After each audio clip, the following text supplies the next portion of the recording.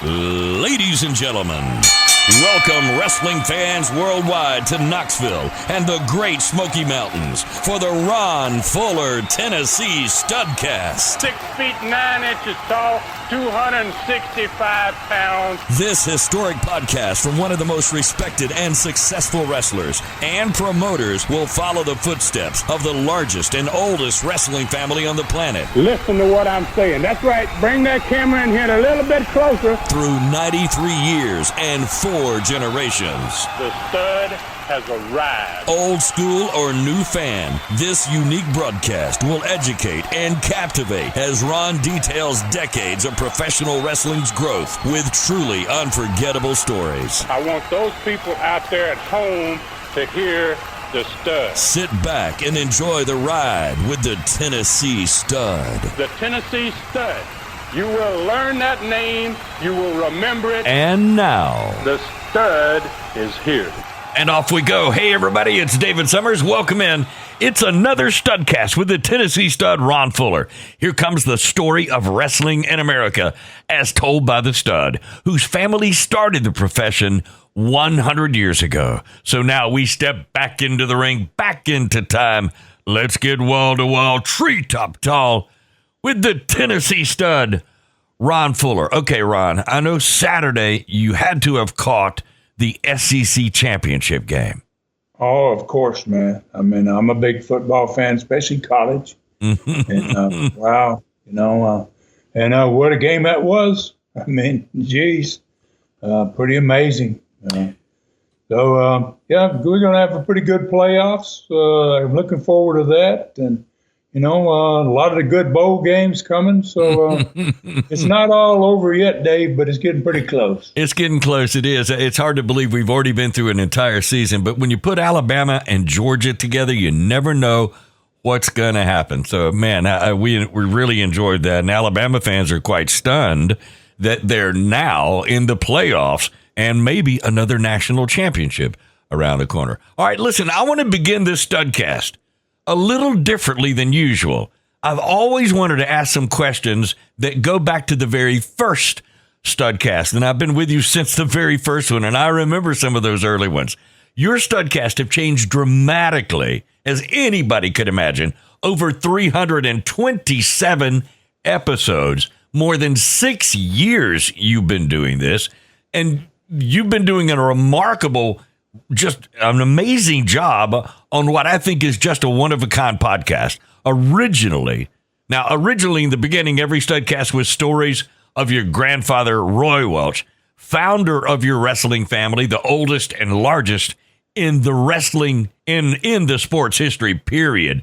So I've been trying to track your wrestling family to find out exactly how many there are in it. I know you've done a figure before, but I'm not sure about the family that goes back maybe with your grandfather. Oh, man, I tell you, that's not an easy one, Dave. That's a pretty tough one to tackle there. Some of the members didn't even wrestle, but they were referees and promoters. They were involved in the sport, but they weren't wrestlers. So before, but you're welcome, man, to give it a shot. All right, see if this is right.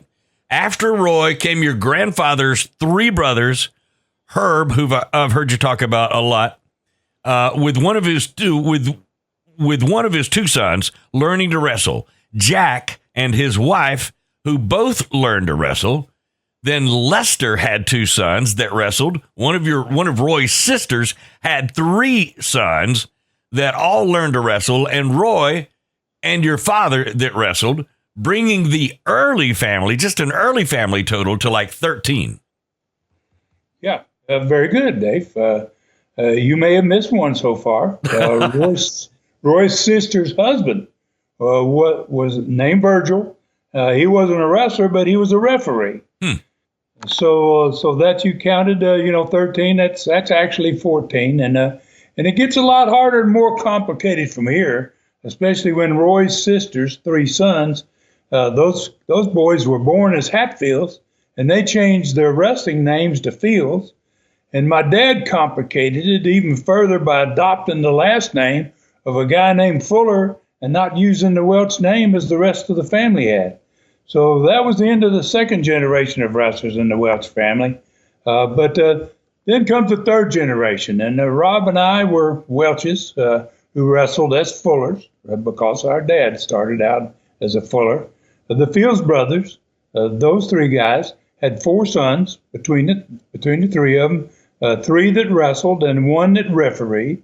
Roy had a daughter who was obviously my aunt, and she had a son. His name was Jimmy, and Jimmy's father was named Golden, Bill Golden. So Jimmy's father, named Bill Golden, he became a referee and a promoter, and then Bill's brother, Philip, became a promoter. And there's even a fourth generation. So I have a son named Chad who wrestled, and Jimmy has a son named Bobby that still wrestles some. So as best I can count, that's a total of 26, I think for sure. But heck, I may have even missed somebody, man. Wow, Stud. I don't think I could have gotten beyond the second generation. All right, got another question, though. This one I think is more pertinent to where we are today. The format of your Studcast have changed a lot of times since your first ones when you first started. As an example, lately, you've been covering two territories' cards and TVs each episode for a time now with very few learning tree questions. So, are we going to be going back to, if we're going back to one territory, are we going to get more learning tree questions back in the format again? More that's often. a great question, man. And that's kind of one that I've been asking myself, man. We are only 3 episodes away from the year of 1980. So in the last Studcast, I briefly explained why 1980 is going to be so different from the 1979 Studcast. And it's going to give me an opportunity for the first time in 6 years, man, to actually do something I wanted to do from the beginning of the Studcast, is teach wrestling history, kind of, and I've been doing some of that, but I'm going to have a lot more time in 2024 because we're going to be in the Southeastern year of 1980. And I'm going to be able to focus on one territory again rather than the two. And in 1980, I tried my best. I'm talking about when I was actually in 1980, I tried my best to become the best wrestling business owner in the world. And to do that, I had to focus on every aspect of what was most important to be successful as a wrestling promoter and owner. And so I want to do the same thing with my Studcast in 2024 and beyond that.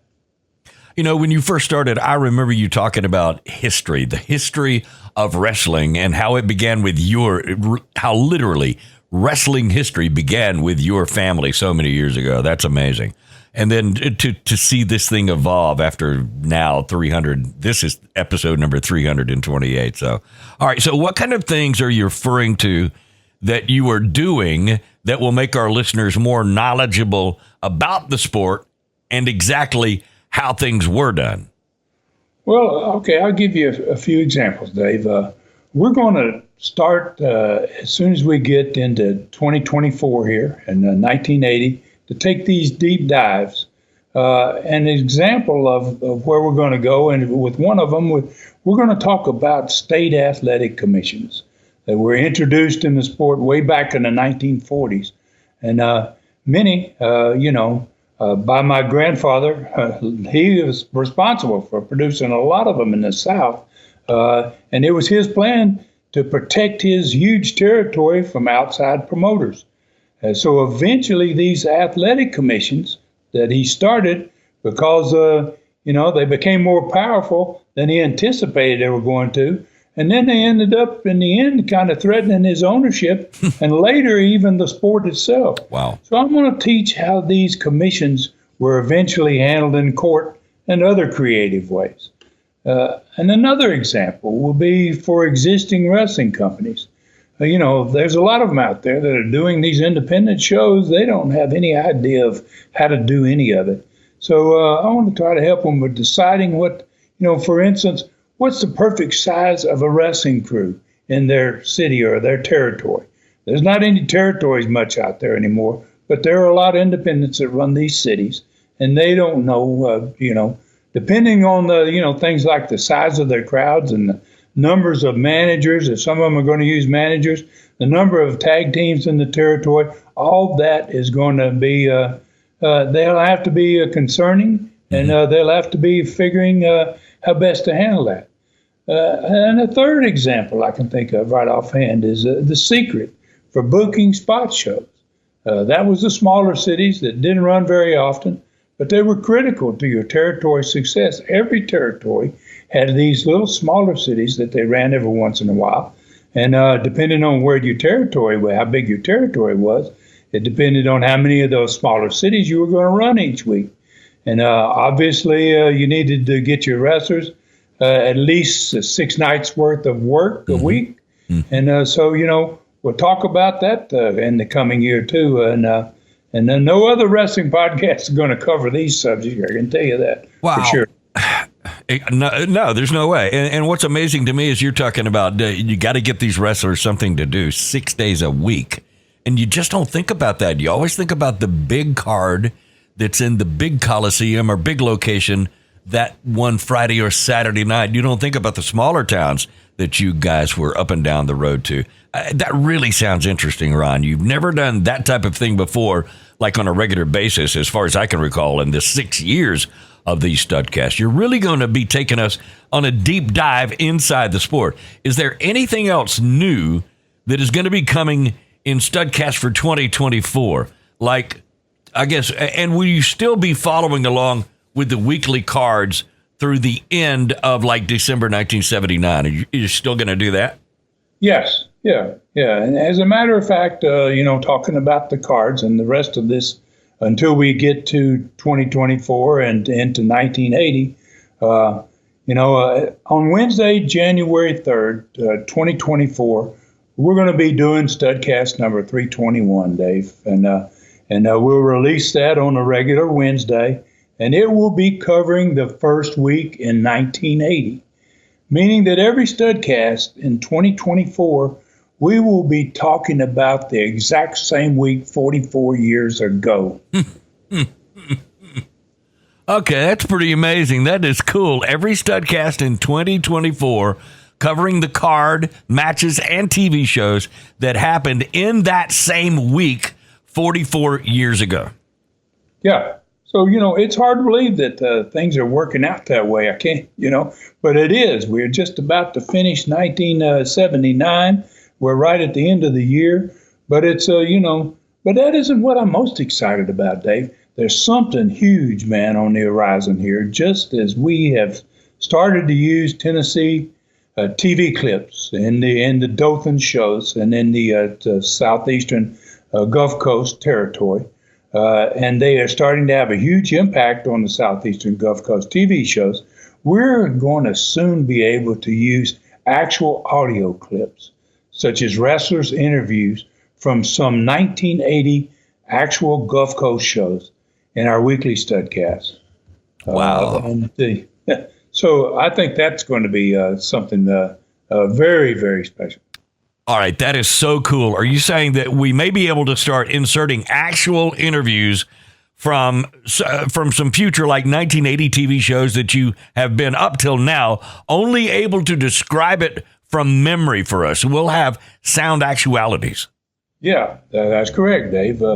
Since the very first Studcast back 6 years ago, we have only had one tape of an actual complete Southeastern TV show, and that was from 1978.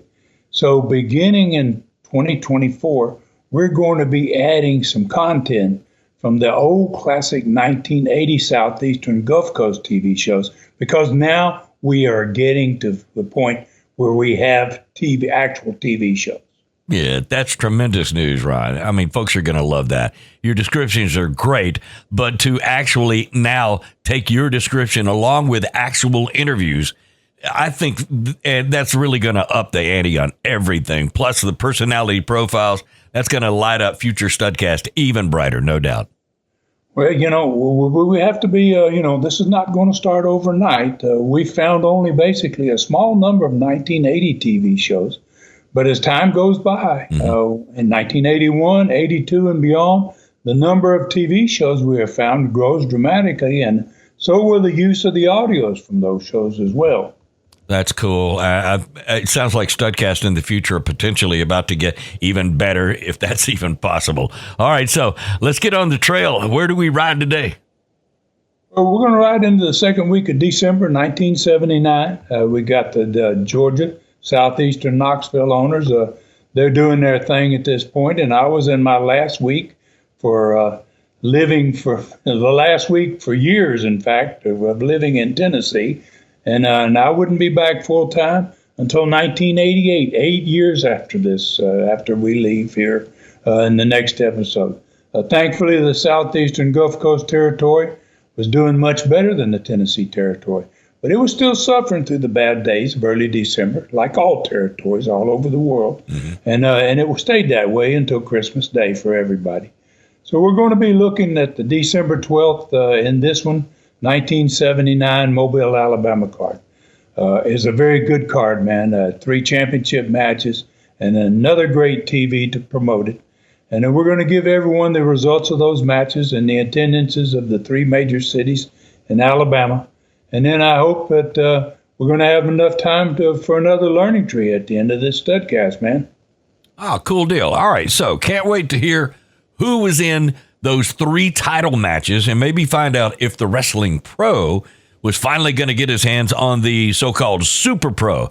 All right, so how about the card in Mobile, Wednesday, December 12th, 1979?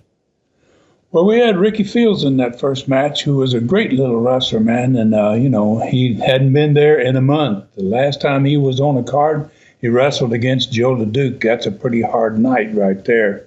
So this card had an excellent opening match. Ricky Fields was going to be against Jimmy Golden. Joe Leduc was having his second handicap match in Mobile. This time he was taking on not just 2 guys, but a team, the very competent Infernos, as a matter of fact. Joe Leduc against the Infernos. Then you're going to get your wish, Dave. Third match was a special event, and truly that, as the Wrestling Pro Leon Baxter was finally going to get his hands on the Super Pro. Yes. Then the first of 3 championship matches was next. The champion Mongolians, managed by the great Mephisto, had sent Kevin Sullivan packing the week before in the loser leave Southeastern match. This time, Jerry Stubbs, who had been teaming up with Kevin, was going to be reuniting with his former partner, and they were tag champions together. He's going to be reuniting with my brother, Robert, for the first time in 4 weeks since that night. They lost the belt 4 weeks earlier, and they're going to have a chance to see if they can win them back on this next one. Second main event was for the United States Junior Heavyweight Championship. Norvell Austin was defending. He was the new champion for the 3rd week in a row against the former USA champion, Tony Charles. Because of the interference of Jimmy Golden in 3 straight title matches, Jimmy was going to be banned from the building after his first opening match of the night. Then the last main event was for the Southeastern Championship. The champion, Bob Armstrong, was defending for the 2nd time now against the Mongolian Stomper. And this time, it's going to be an extremely rare Texas death match for the championship. That's just hardly ever happened. Maybe one of the only times that ever happened. Wow. All right, so that's a tremendous card. 3 championship matches. The Pro getting his hands on the Super Pro, and Joe Leduc by himself taking on, as you said, a team that had won many belts, the Infernos. All right, so before we take a look at the TV to promote this excellent card, this is a good spot to take our break. Let's do that. Let's get the break in and come back and check out those matches. That's coming up next as this Studcast continues. This is it, Studcast fans. It's your last chance to get your Tennessee Stud Christmas gifts delivered on time, but it will require you to get your order in by Monday, December 11th, 2023. TNstud.com is the place to go. Click Stud Store. Find T-shirts on special sale for only $15.99 each. 4 different kinds of 8x10 photos, only $15 each. And Ron's terrifying novel, Brutus. The book is only $19.99, or the special autographed edition to anyone you name, only $29.99. All shipping is free. Don't miss your opportunity to get that someone special, something special for Christmas. TNStud.com is where you'll find it. All right, Studcast fans, welcome back in. It's episode number 328 of this Studcast with the Tennessee stud Ron Fuller. This one is called Armstrong versus Stomper, Texas Death. And that might be where we're headed. All right, Stud, we have a very good card for the second week in December of 1979. So I know that you were not there again for the TV show, but how did Robert set everything up? What did he tell you about the whole thing and promoting the card? How'd that go? Well, Rob talked to me about these. Bob talked to me about these, so I got a little information from several different people about these TVs that I wasn't able to be at. So Bob told me that this show opened up with the Mongolians. They had their tag team belts on. The Stomper had his TV trophy, and the great Mephisto was dressed in, Bob says, his finest robes and headgear, man. As a good Arab would, I guess. And they all went to the set with Charlie to open the show. Mephisto was bragging about how his team had beaten the infidel, he called him, Kevin Sullivan, so badly in the loser leave Southeastern tag match the week before that Kevin had to be carried from the ring. And he said, he told Charlie, he said it was so punishing that the Southeastern officials refused to allow him to reveal it, to show it on the show today. They wanted to show that match, how they beat Kevin up that badly, and the officials wouldn't let them do it. So then Mephisto, he hurried on, he kept going, and he said in the next match that the Southeastern officials that had denied their showing, his Mongolian Stomper was beating Bob Armstrong just as badly as Kevin Sullivan was beaten. Before he, as he described it, Bob said, before the American referees disqualified his Mongol. And he was sure that the referees had been instructed by the owners of the Southeastern Company not to let his Mongols win any more championships here. And now he's got 2 of the 3. So at this point, Charlie Platt, he'd hardly been able to get in a word, Bob said, since the brief introduction of the Arab at the very beginning of the show. And he said Charlie tried to interrupt at this point, but he said the Arab man took his moment away from him, and here he went again, right? And this time he said that his Mongolian Stomper was going to win his 3rd Southeastern championship in a few days, and in some kind of death match against the weak American Bob Armstrong. So Charlie, was upset already a little bit, Mephisto, and he blurted out, "It's a Texas death match, right? It ain't some kind of death match. It's a Texas death match." But before he could go on, Mephisto jumped back in again, and he says to Charlie, he says, "So my Mongol can kill the infidel in this match?"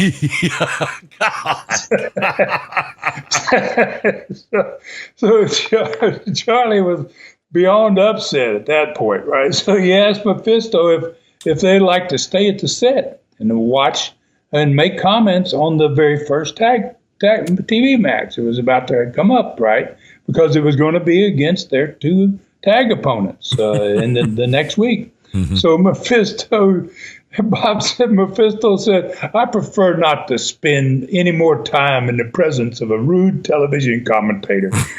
And he said the 3 of them left the set. So it doesn't appear Charlie and Mephisto are going to do too well together. I occasionally see the infidel Charlie Platt out in public. So next time I see him, I'll have to remind him of that he has been referred to. He even has been referred to as an infidel. All right, so I can just see Charlie's face after all that. All right, so how about the first TV match? How do you get it started? Well, Robert and Jerry Jerry Stubbs, and they were the opponents of the Mongolians the next week in the tag championship match. And Bob said Rob and Jerry looked like tag team champions they were a month earlier, man. He said they picked up right where they left off, and they said they actually wrestled the Inferno team that Joe Leduc is going to be wrestling against. And he said they won their match, obviously, over the Inferno team. And the Infernos were just visiting the territory for a week. And that was the case. And a lot of wrestlers would like to come through. They had some time off. They said, hey, can you book me? They wanted to make a little money while they're there. And so, we were lucky. We had a great team there. And so we put them on TV. And then Joe Leduc's going to be wrestling them all week.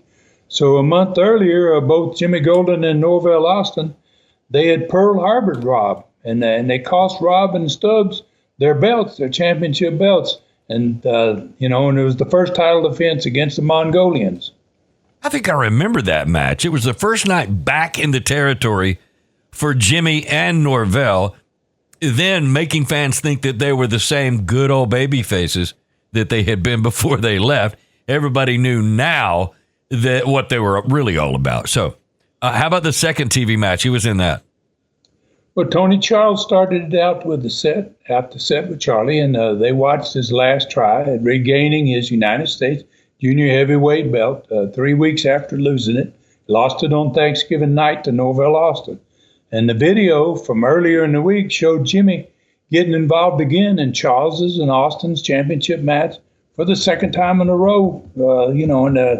So Tony had already asked the Southeastern commissioner, Don Curtis, if he would consider barring Jimmy Golden from the building on this next championship, this next third upcoming chance for him to win the belt back, So after watching both Golden and Aiustin working him over on the outside of the ring in the video, which they were, he asked Charlie if there was any word from Don Curtis. Has Don Curtis sent any word about what I asked him? Is he going to bar him from the building? So Charlie told him, he said, I have the answer, but he goes, I'd prefer not to give it to you right now, Tony.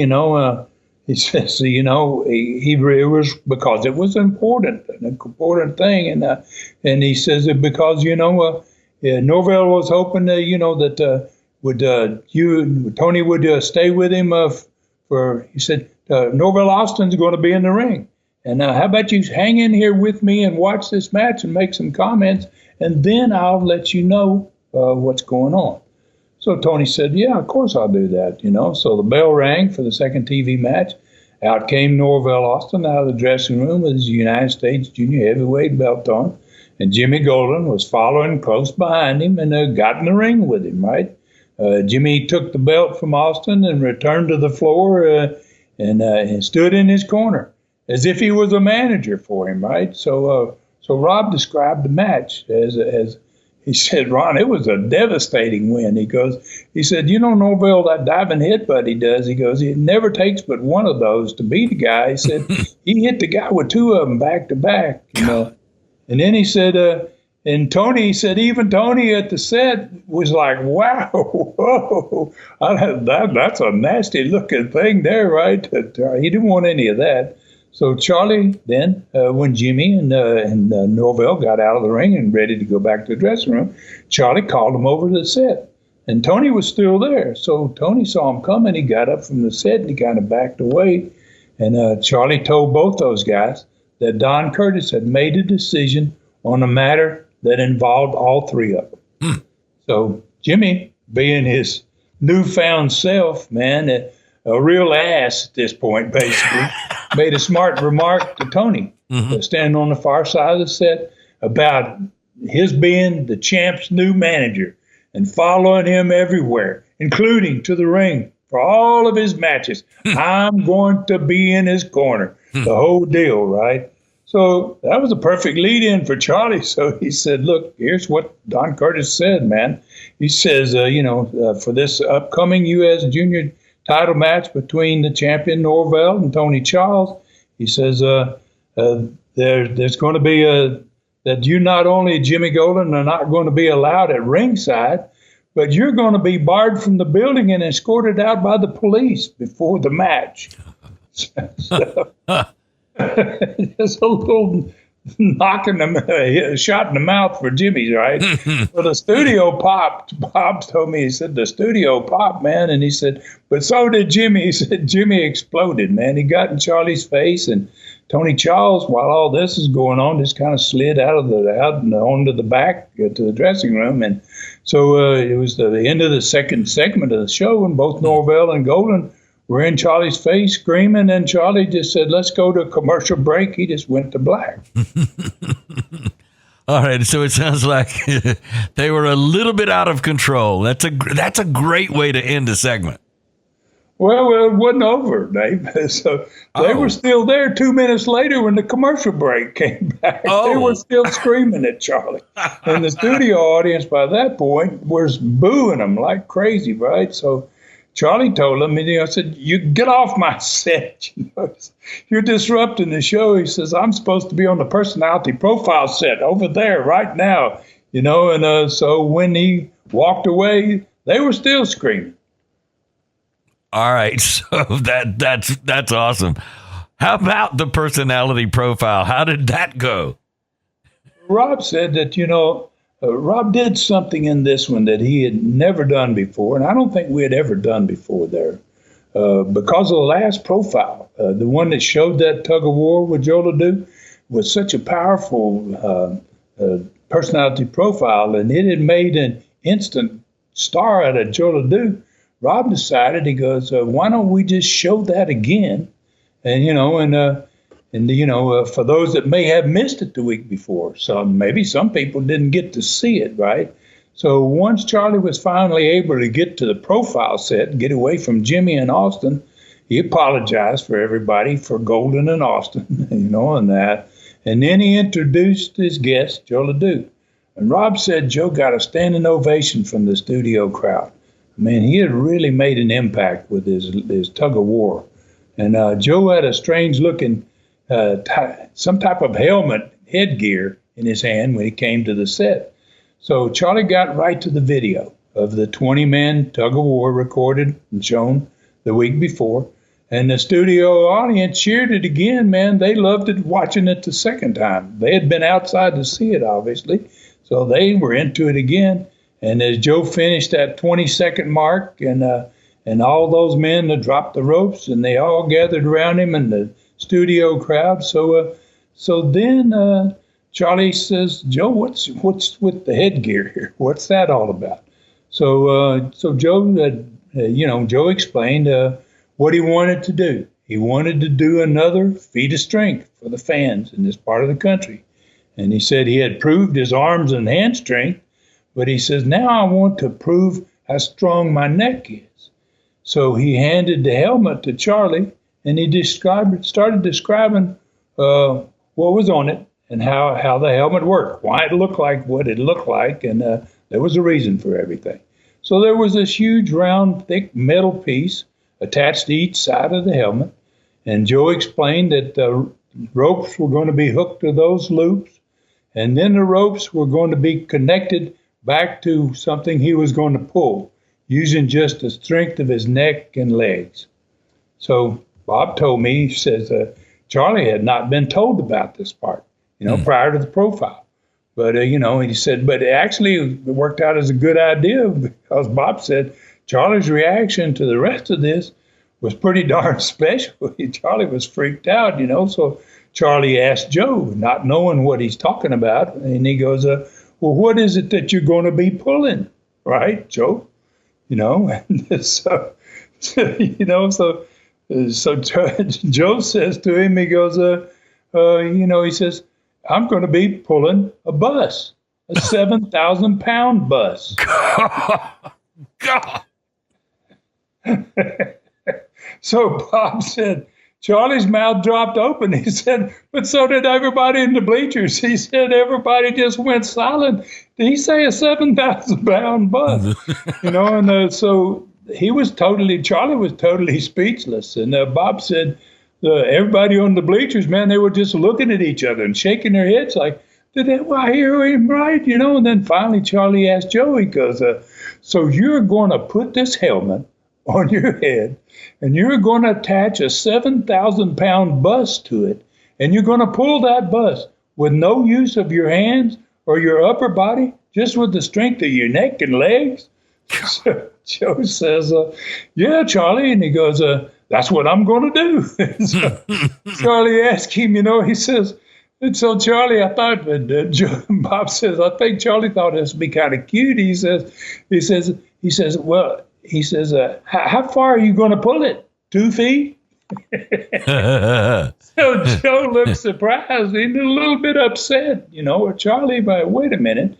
And he says, no, Charlie. He goes, a lot further than that. And he says, how about I pull it 20 feet?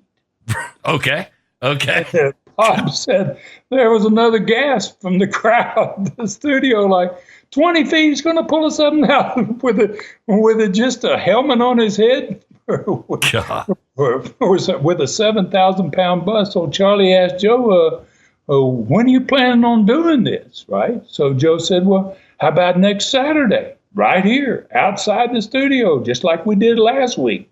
So Charlie was still kind of blown away, man, and he was fumbling around with his. Bob said couldn't really talk much at that point. He says, I guess so. I guess it'll be all right with the Southeastern officials. So Joe asked Charlie, says, could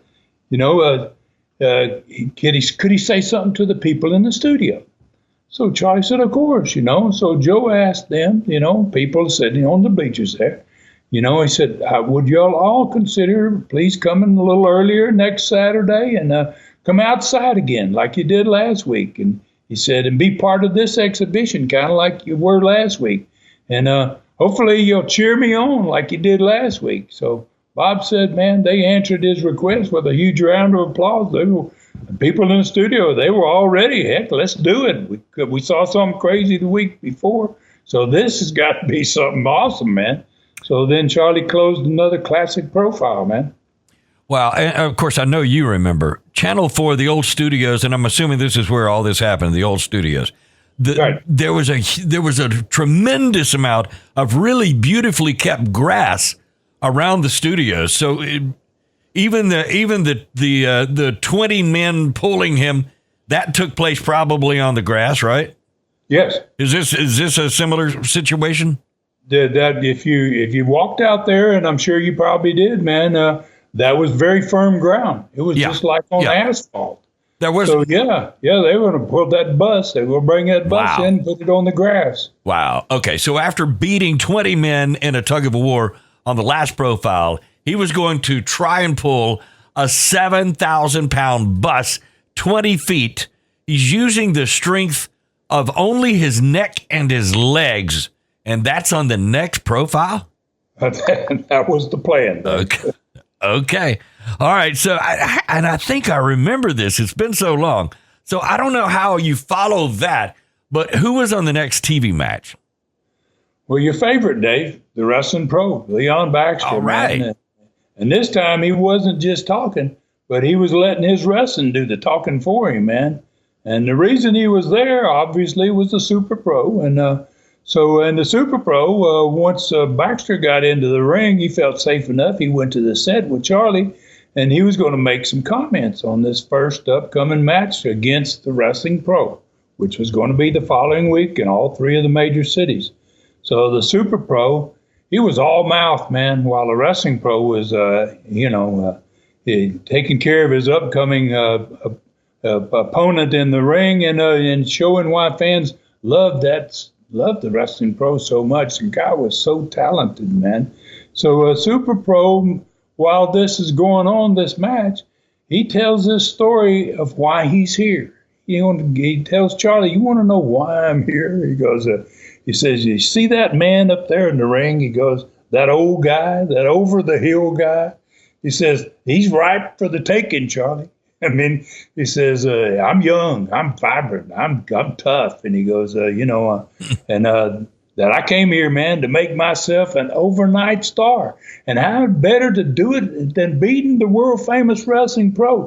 He says, and I'm not just going to beat him, Charlie. I'm going to take his mask off. And I'm going to put him out of the sport for good. He says, I'm going to become the one and only pro in wrestling. So the mere fact that, the wrestling pro, he's up there wrestling, that he looks over and he sees a so-called super pro at the set with Charlie talking, running his mouth. He don't know what he's saying. Well, obviously, that made Leon a little angry. Right? So, boy, when he finished his opponent, about the same time as he was finishing his opponent, the superstar the super pro picked a spot there, and he charged in the ring. And the pro was getting his hand raised, but the super pro attacked him from behind. Man, he nailed him in the back of the head, as the referee was raising his hand, then the super pro, he showed a side of him that no one had seen. Man, all they'd seen this guy do was run. So he was all over the wrestling pro. He started stomping and kicking him in there. And then he started trying to take his mask off. And, boy, that wrestling pro came to life, man. Bob said he started fighting back, man, like it was for his future, man.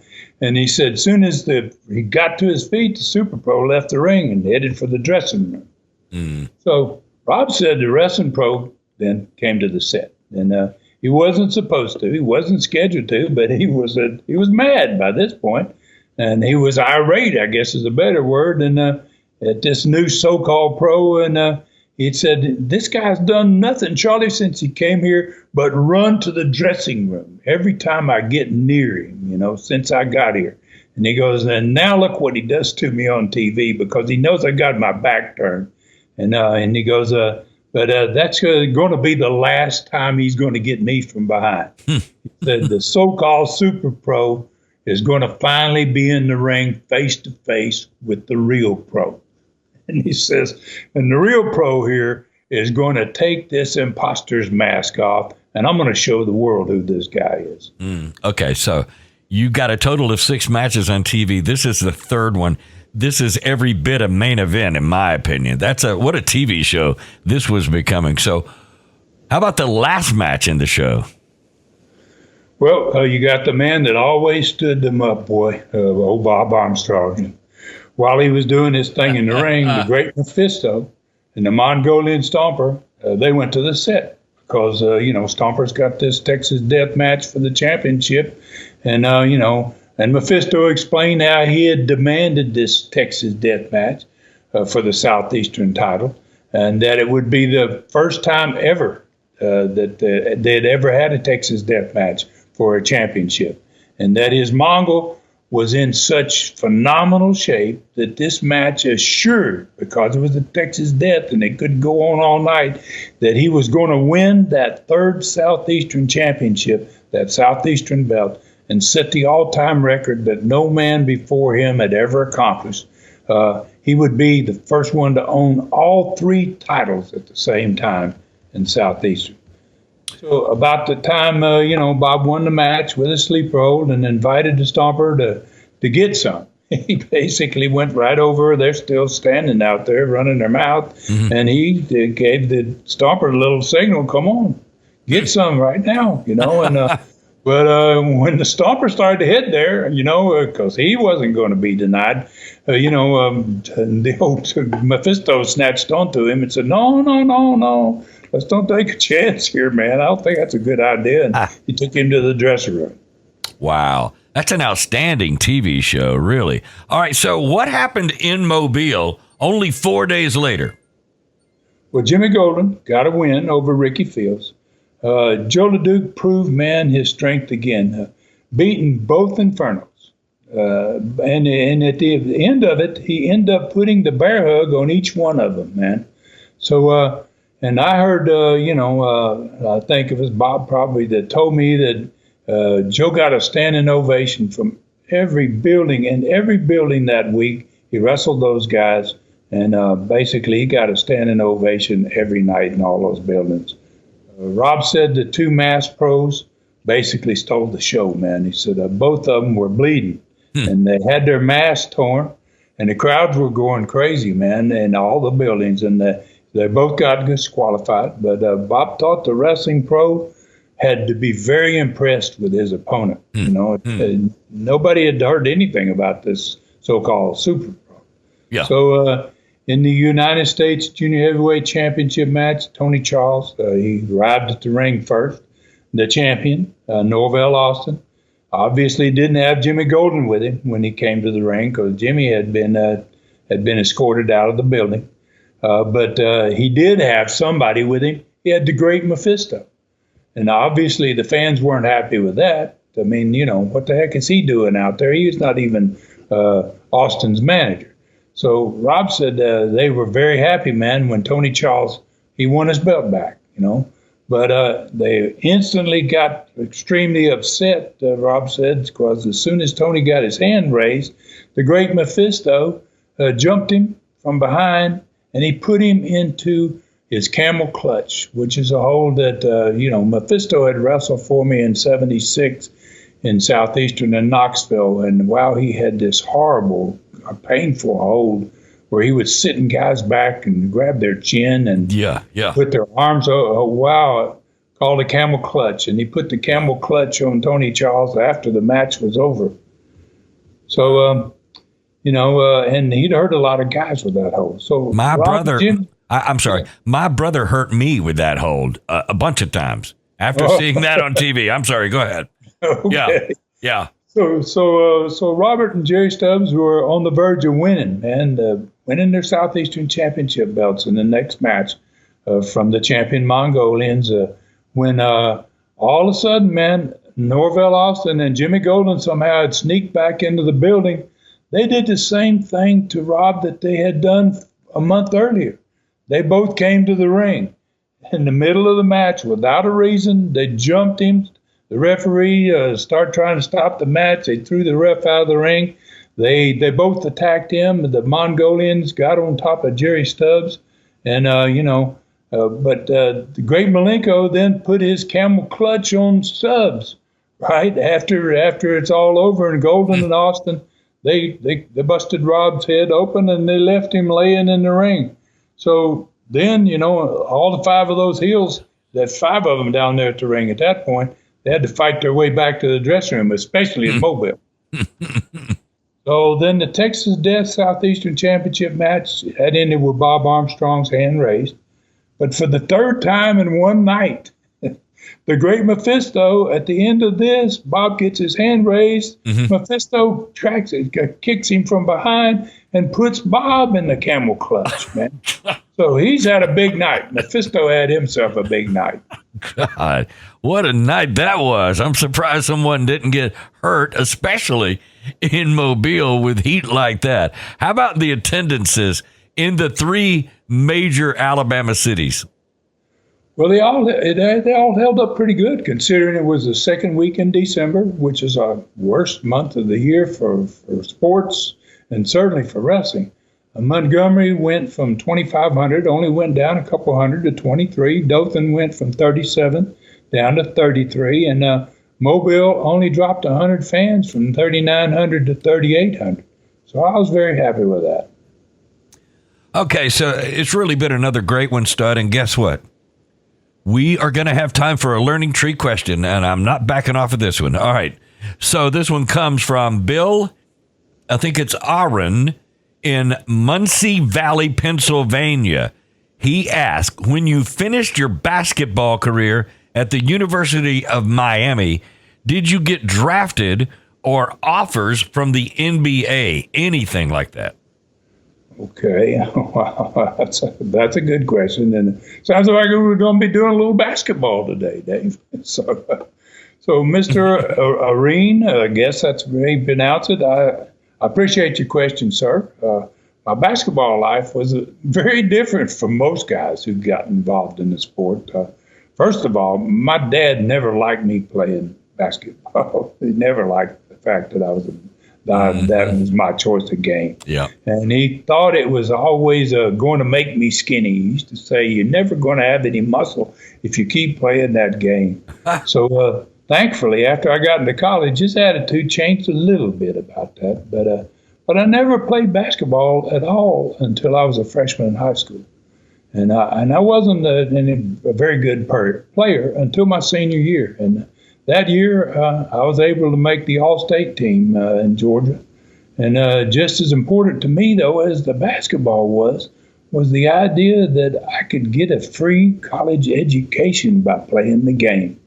And I don't know how many fans know this, but I actually went my freshman year to Clemson before I transferred to Miami. And I was pretty good at Miami. I started out as a center there for 2 years and enjoyed the game. But because of the background I came from, I never really wanted to go pro like most the basketball players dreamed of, man. You could be an NBA player. Yeah. It was not my dream, And so when I was in college back in the late 1960s, and besides that, the NBA, at that time, the money playing in the NBA was significantly less than it is today. Well, I can tell you that. Mm-hmm. In fact, top professional wrestlers were making more money than pro basketball players back in that time. Wow. So I know that's hard to believe at this day and time, but that's the way it was back in those days. So I never seriously played, in my last 2 years at Miami. I never really put the effort forth that I could have if I wanted to go pro. If I had wanted to go pro, I would have done a lot better, and I would have tried a lot harder. But and I wasn't drafted, and I didn't mind. I didn't want to be. I didn't care about being drafted.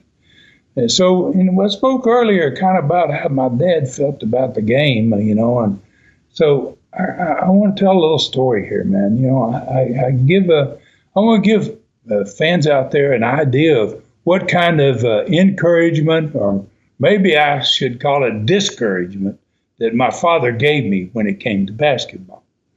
And so he came to several games while I was in college, but he came the last game I ever played. And we were playing at home in Miami, and we were playing against a team that was going to play in the Final Four, Jacksonville, and they had a center named Artis Gilmore. He was 7 feet 2 inches tall, weighed about probably close to 300 pounds, 280 or so, I would say. And, my dad had seen me play against him earlier in the year. We played him in Jacksonville. And, he just like, wow, what a big guy that guy is, and all this, so my dad invites me to come to breakfast. The last day, the game of my last game ever, that morning of that game. And we had breakfast together. He says to me, he goes, boy, he goes, you're probably going to wrestle from here on, and he goes, that Artis Gilmore, are y'all playing that guy? And I go, yeah, he's on. We're playing Jacksonville tonight. And he said, he says, there's a way that you can make every newspaper and television in America, man, if you wanted to become a star tonight in the sport of wrestling. He goes, all you need to do is, he says, you can, when you're going back up and down the court, he says, when you're going back after they've scored or whatever, he says, you get about mid-court, and he says, you stop and you catch that Artis Gilmore running. He runs toward you. He said he ain't going to be expecting anything. He said, you just step in front of him and you scoop slam him, pick him up, and body slam him. Whoa. Whoa.